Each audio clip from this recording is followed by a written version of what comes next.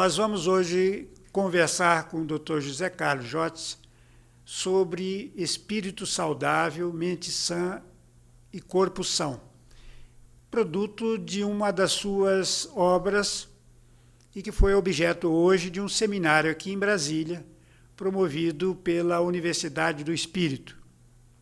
O Dr. José Carlos fala no seu livro que para o melhor entendimento desse conceito de espírito saudável, os conceitos de ser supremo, espírito imortal, reencarnação, chakras são necessários. Partindo desse princípio, o que é esse ser supremo? E o que é esse espírito de que você fala? Bom, segundo a doutrina espírita, Deus é a causa primária de todas as coisas. E ele é o responsável por tudo aquilo que existe. A crença em Deus, ela é inata no homem. A grande parte da humanidade já traz consigo, já tem desenvolvida essa crença em um ser superior, em uma energia superior. E aí os nomes que se dá são diferentes.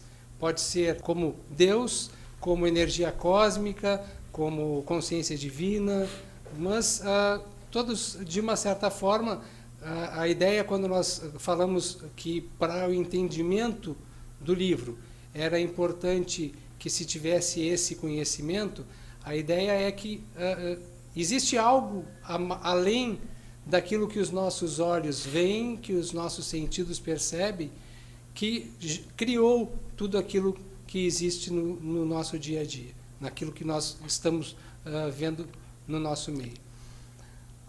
O conceito de espírito é que traz em muitas religiões de que nós não somos apenas um corpo e uma mente que estão andando dentro deste plano físico, mas que junto a este corpo e a esta mente existe uma estrutura que vai sobreviver à morte do corpo físico e vai ter continuidade num outro plano.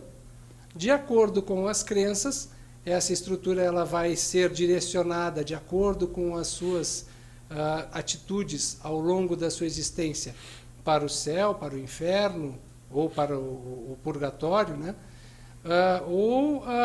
De acordo com a doutrina espírita, ela vai passar um tempo numa outra dimensão, num plano espiritual, onde ela vai readquirir forças, conhecimento, para retornar ao plano físico e reiniciar a sua caminhada de evolução espiritual, ou seja, daquela estrutura que é o próprio ser, né? Nós somos espíritos que estamos encarnados, e não carne, corpo físico que tem um espírito momentaneamente. Então, tendo esse conceito de que nosso ser em base é um espírito, e esse espírito sobrevive à matéria, essa é a necessidade do entendimento para que possa se falar em termos de saúde a partir do equilíbrio do espírito e, consequentemente, equilíbrio do corpo e equilíbrio da mente. Sabendo então que esse espírito é um ser imortal e que ele tem uma vida só, mas que se desenvolve através de sucessivas reencarnações, qual é o objetivo da reencarnação? Quais são os objetivos de uma reencarnação, de várias encarnações? O objetivo é justamente adquirir virtudes que ainda não foram adquiridas. Quando nós voltamos ao plano físico, nós estamos muitas vezes, tal qual se fala em diversos livros, repetindo um ano de escola, em que nós iremos passar por situações semelhantes às que nós já passamos em vidas passadas, mas tentando estimular o desenvolvimento daquelas qualidades que ainda não foram adquiridas. Amor, paciência, perdão, benevolência, caridade, humildade. Então são virtudes que são os verdadeiros tesouros que o espírito leva consigo quando do seu desencarne. Por vezes a gente tendo a ideia apenas da materialidade, o nosso foco está nas conquistas materiais. E Jesus nos trouxe a informação e a ideia de que nós precisamos cultivar os tesouros que nem a traça nem a ferrugem consome, e que nós levaremos conosco ao longo das próximas vidas. Então, quanto mais nós, em cada encarnação, nós procuramos tirar da encarnação, tirar das oportunidades, das boas e das ruins que acontecem na vida de todo mundo, o que aquilo tem para nos ensinar, nós temos a chance de estar aprendendo um pouco mais, e à medida que nós fixamos esse conhecimento, nós estamos fazendo esse processo de evolução. Espírito, corpos sutis, mente, cérebro. Como funciona ou como devem funcionar esse sistema? Nós temos na frase mente sã e corpo são, a ideia assim, quando se fala somente nisso, nós temos a ideia de que uma mente sadia pode ajudar num corpo sadio, a ter um corpo sadio. Nós achamos importante que se estabeleça junto o conceito de que tanto para ter uma mente sadia e um corpo sadio, nós precisamos primeiro ter um espírito saudável. E o que seria esse espírito saudável?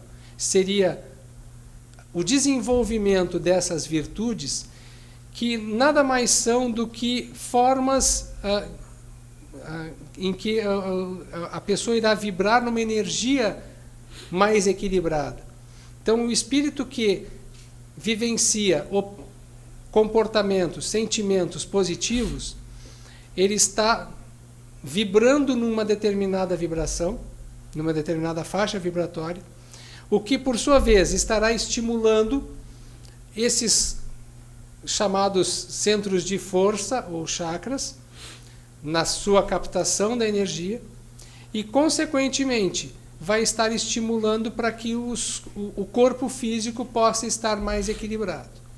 Então, é fundamental a ideia, no meu ponto de vista, de que nós precisamos passar a prestar mais atenção no nosso comportamento, nos nossos pensamentos, tendo a ideia de que não é o cérebro que pensa, mas é o espírito que utiliza do cérebro físico para se manifestar nesse meio que pensa.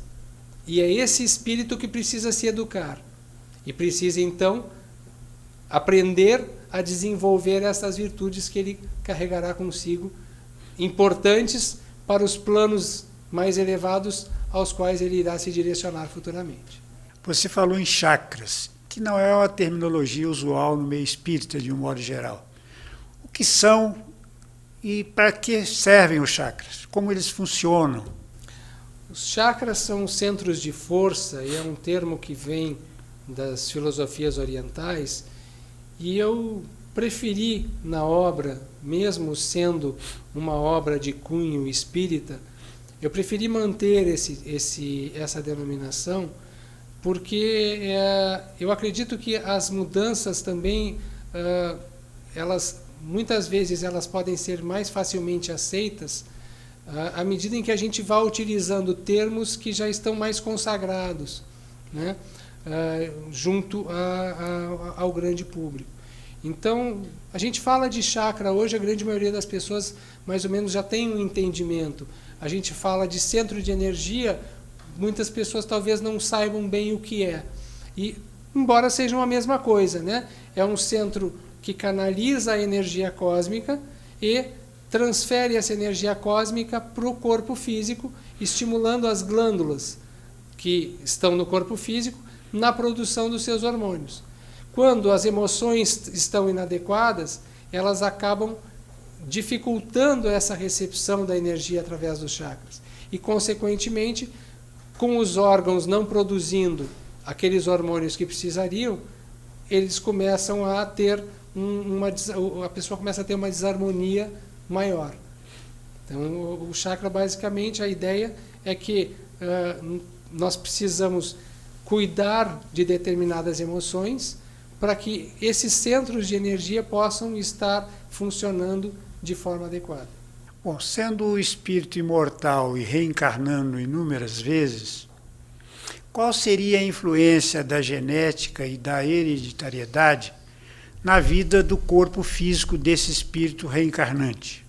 A genética física, ela existe, está documentada, e nós precisamos ter uma ideia na questão da genética espiritual, o que nos traz algumas informações a mais. Uma pessoa que tem uma determinada informação genética, quando ela desencarna com esta informação que está impressa no seu perispírito. Esse espírito, com essa informação registrada no perispírito, volta ao plano espiritual, passa pelo seu processo de reequilíbrio. E ao retornar ao plano físico para uma nova encarnação, para que ele possa ter um corpo físico adequado às suas necessidades, ele vai atrair genes do pai e da mãe que no seu somatório correspondam àquela informação genética que está gravada no seu corpo perispiritual. Então, ninguém recebeu uma genética de forma aleatória ou de forma por sorte, mas cada um de nós atraiu os genes necessários para esta nova encarnação dentro daquilo que a espiritualidade já nos colocou em termos de necessidade de reforma, de mudança para continuarmos avançando. Então, às vezes, nós viremos já com uma doença física, ou viremos, de repente, com uma determinada característica corporal que vai facilitar o direcionamento da nossa existência para realmente aquilo que nós precisamos conquistar como virtude. Como nós temos o esquecimento, ao chegarmos na nova encarnação, de realmente quais são as necessidades que nós temos para a desenvolver ao longo da vida, muitas vezes nós acabamos não nos conectando com essa informação que está registrada a nível do inconsciente, mas se ligando mais na nossa vontade, naquilo que de repente a gente achou que vai ser legal nessa encarnação fazer. E a gente tem o direito de ir em busca, nós temos o livre-arbítrio para isso. Se nós estivermos, e aí é uma crença particular, se nós estivermos dentro do caminho adequado, as situações elas vão ocorrer de uma forma relativamente tranquila e nós vamos conquistar aquilo que nós estamos desejando. Muitas vezes nós estamos insistindo por um caminho e que a gente pode ir por esse caminho, mas talvez a gente vá perceber no final da existência que, embora tenha sido proveitosa, talvez a gente não tenha avançado justamente naquilo que a gente precisava mais avançar. Então, em termos de genética, nós estamos hoje plantando mudanças a partir das nossas atitudes, dos nossos pensamentos, para a nossa genética futura, para os nossos novos corpos nas próximas encarnações. Quanto mais nós estivermos mais equilibrados, corpos mais saudáveis, nós provavelmente teremos em vidas posteriores. O que é saúde e o que é doença? Qual é a diferença entre o doente e a doença, por exemplo? Saúde é um estado de equilíbrio físico, mental e espiritual, em que a pessoa não apenas não apresenta a doença, mas ela está harmonizada nesses três aspectos. A doença seria o desequilíbrio nesses aspectos do estado físico, mental ou espiritual, devido a forças externas. Sejam essas forças externas a influência de vírus, de forças biológicas, né, como vírus, fungos e bactérias, de forças químicas, como agrotóxicos, de forças imateriais, como a irradiação, como a energia atômica, ou como espíritos desencarnados, que estarão desequilibrando o ser também muito em função do quanto ele está vigilante diante das suas necessidades e dos seus pensamentos. Então, a doença é o fator que está acontecendo de desequilíbrio numa pessoa. Mas a ideia é que a gente possa identificar no tratamento das pessoas que, no fundo, o que nós temos que tratar é o doente, mas não a doença. Porque quando nós pensamos no doente, é o doente como um todo, é a pessoa como um todo, e não simplesmente o órgão que a gente estará tratando. Nós não estaremos tratando apenas o estômago, ou o fígado, ou a bexiga, mas nós estaremos tratando a pessoa que apresenta um problema de estômago, de fígado e de bexiga. E tendo essa ideia, e pensando também nesse conjunto de harmonizar emoções, pensamentos, à medida em que a gente equilibre mais isso, por exemplo, a raiva, ela pode desequilibrar o centro gástrico, o chakra gástrico, que por sua vez vai influenciar no equilíbrio do estômago ou do fígado. Consequentemente, a raiva pode gerar problemas de estômago e de fígado, e que vão aparecer mais tarde. A pessoa raivosa, ela tem essa predisposição. Lógico que de repente é mais fácil para ela desequilibrar depois de comer uma refeição muito pesada, e aí ela vai colocar a responsabilidade apenas na refeição, mas ela não vai perceber que em momentos anteriores em que ela não vinha com tanta raiva, aquela mesma refeição não fazia mal. É porque nesse instante existe já um desequilíbrio nesse lado energético, e consequentemente também existe o desequilíbrio, começa o desequilíbrio no ponto de vista físico. Você está falando de sentimentos e emoções que são produtos do espírito. Como isso age no corpo físico? Orgulho, egoísmo, amor, ódio, generosidade. Como nós dissemos desde o início, a influência do espírito no corpo, na saúde do corpo e na saúde da mente é fundamental. Então, quando a gente fala até de a doença ser uma perda relativa da saúde, a gente coloca muitas vezes a ideia de que, pensando do ponto de vista espiritual, o fato de nós estarmos vivendo ainda no plano físico significa que todos nós, ou pelo menos na sua imensa maioria, ainda trazemos um desequilíbrio do ponto de vista espiritual, podendo-se considerar isso como uma doença, né? Ou seja, o espírito ainda está doente. Mas, quando ele renasce, esse desequilíbrio pode ser mínimo. Então, isso não chega a causar um impacto no corpo físico, nem na parte emocional. E o espírito, então, nasce perfeito, em perfeita saúde do ponto de vista físico. Embora, do ponto de vista espiritual, ele esteja com algumas dificuldades que precisam ser corrigidas ao longo da encarnação.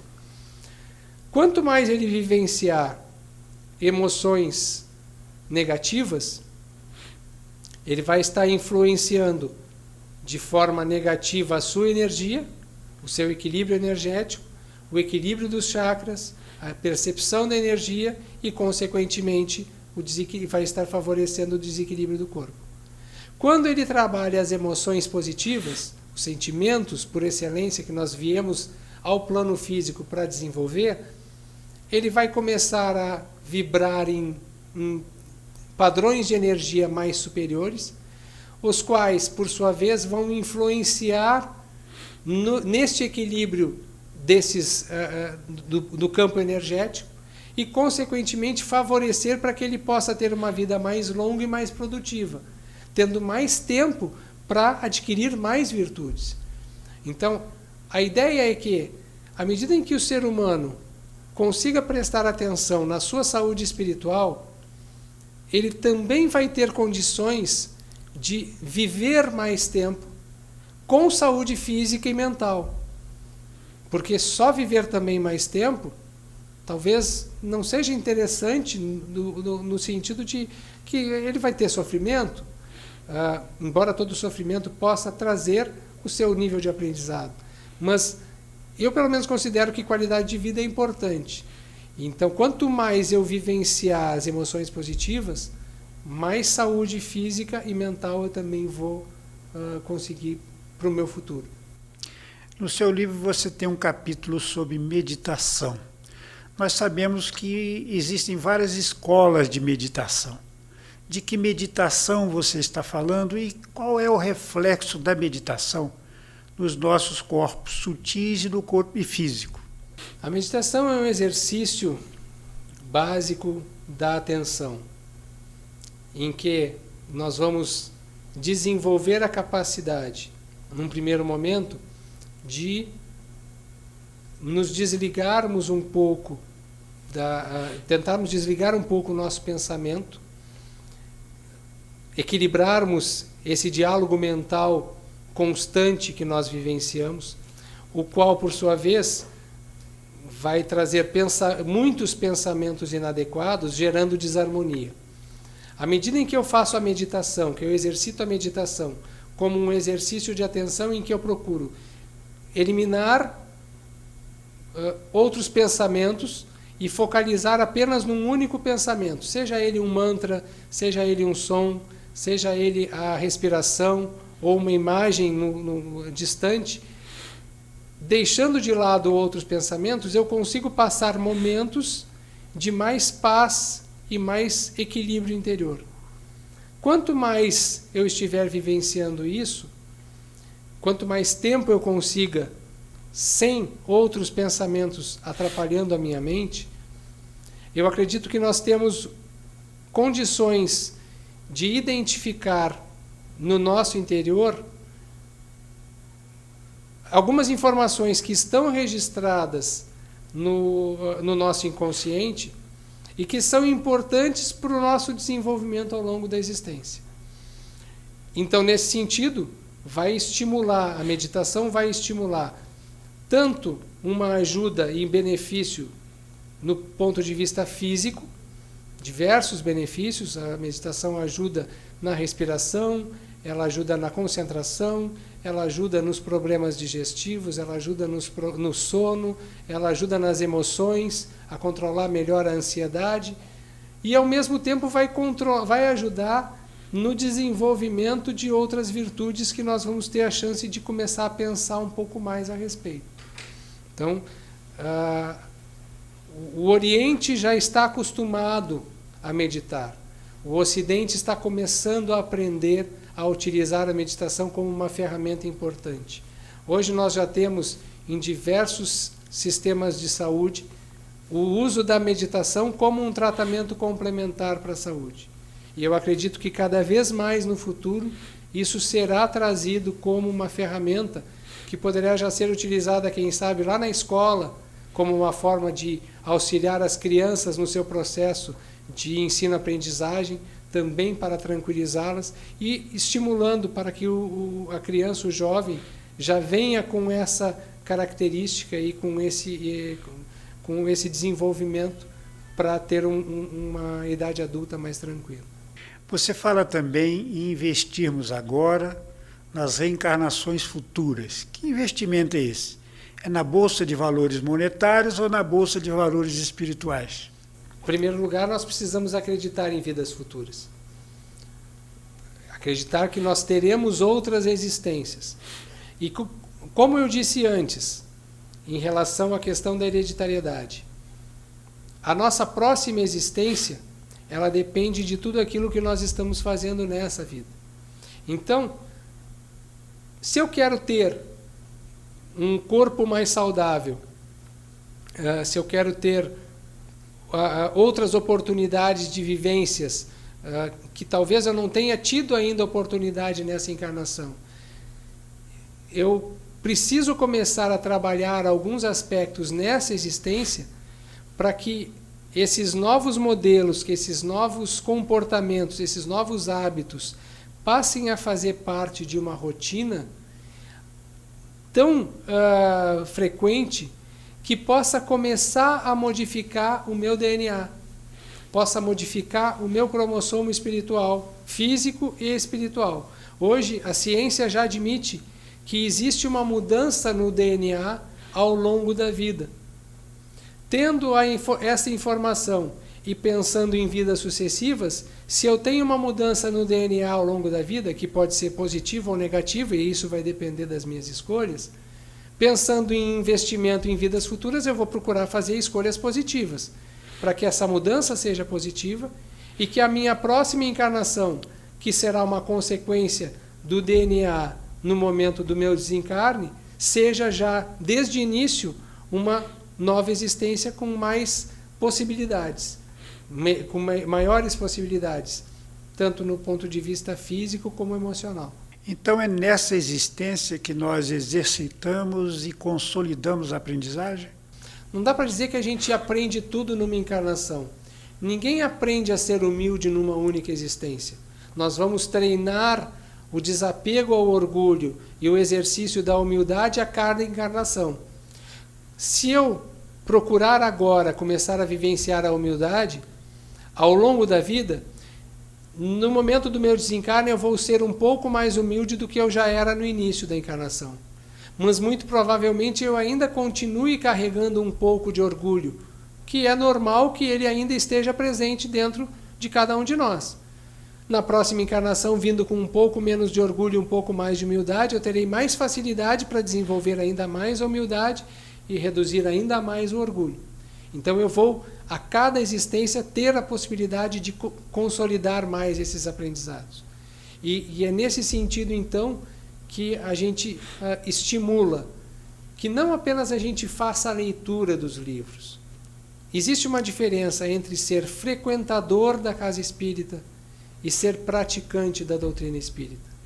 Frequentador da casa espírita vai à casa espírita, assiste a palestra, toma o passe, volta para casa e continua agindo da mesma forma. O praticante da doutrina espírita, ele vai na casa espírita, ele assiste a palestra e ele procura colocar na prática do seu dia a dia tudo aquilo que ele está aprendendo lá.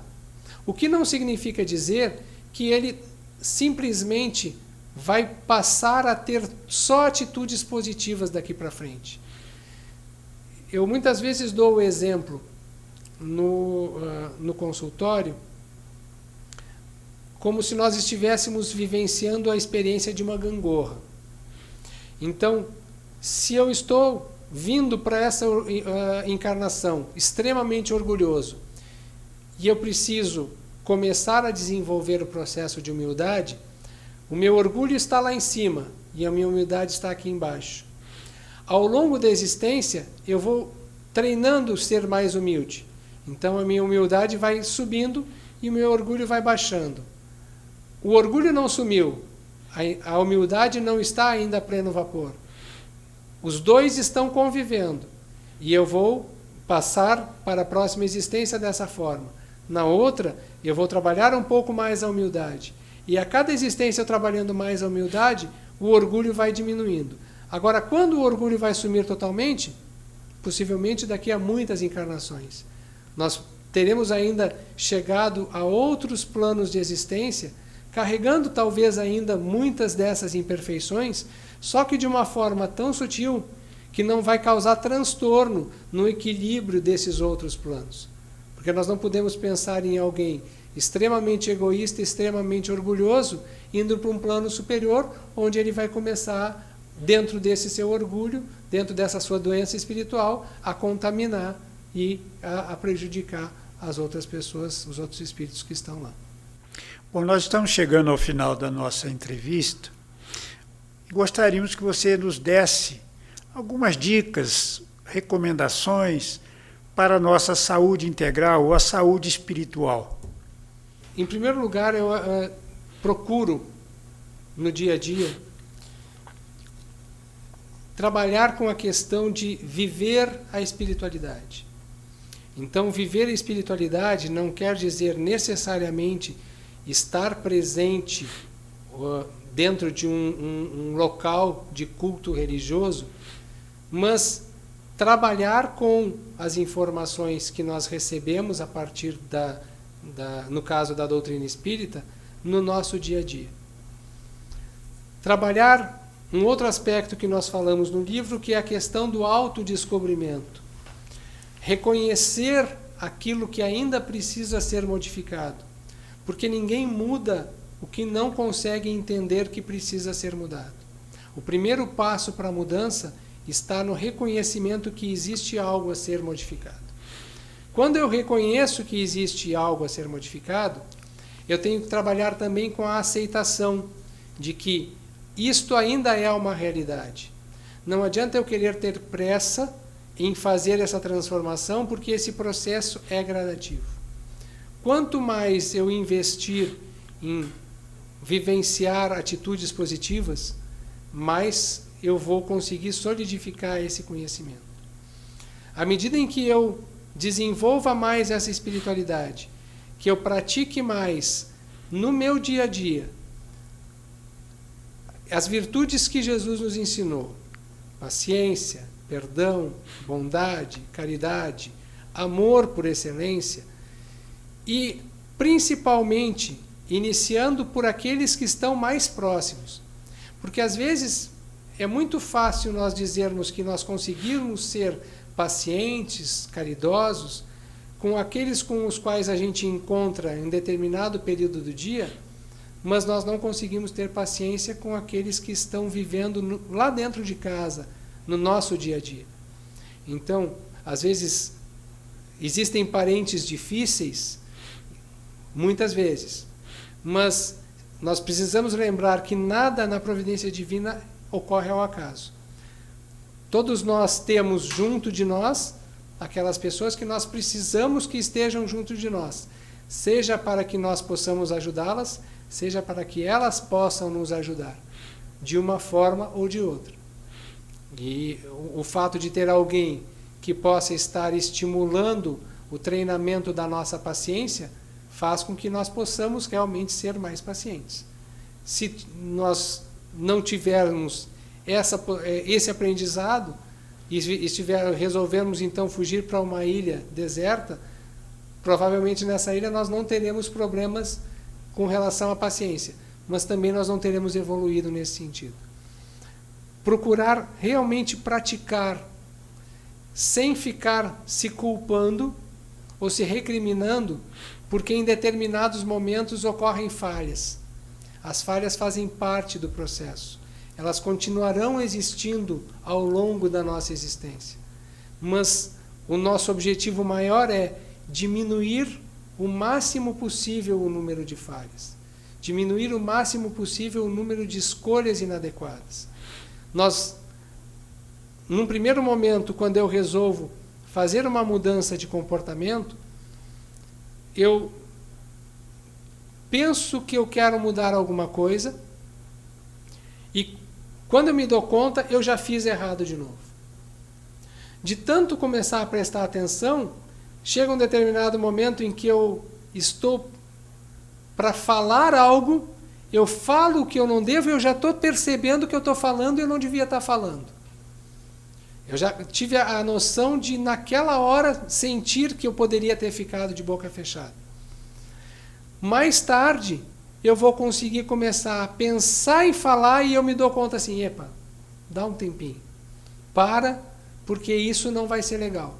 E aí eu estou conseguindo já então botar no meu dia a dia essa prática. Mas isso faz parte do processo de encarnação. Eu brinco que ninguém nasceu na encarnação como um general sanguinário e termina a encarnação como um espírito muito evoluído. Todos nós vamos fazer mudanças gradativas.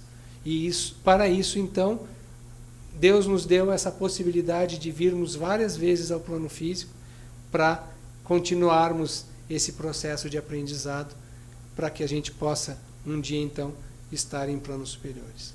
Nós agradecemos ao Dr. Zé Carlos Jorge a entrevista que nos deu, de maneira clara, didática, transmitindo todos os conteúdos que são necessários para o nosso aprendizado no caminho de um espírito saudável, mente sã e corpo são. Muito obrigado, doutor. Eu que agradeço o convite.